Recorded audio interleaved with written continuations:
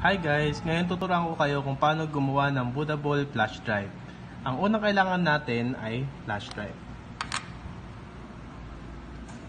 Okay, ngayon may flash drive na tayo.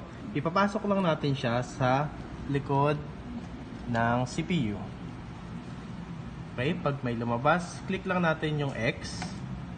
Okay, tapos click natin yung Rufus 4.4. Okay, click yes.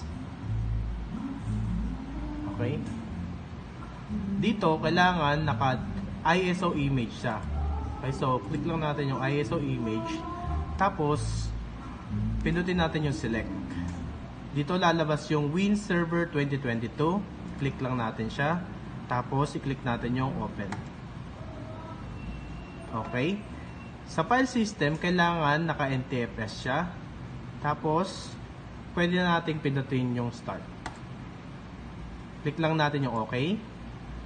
Okay. Hanggang mag-start yung loading. Okay guys, ngayon tapos na mag-loading. I-close lang natin siya. Okay, tapos i-eject na natin siya sa computer.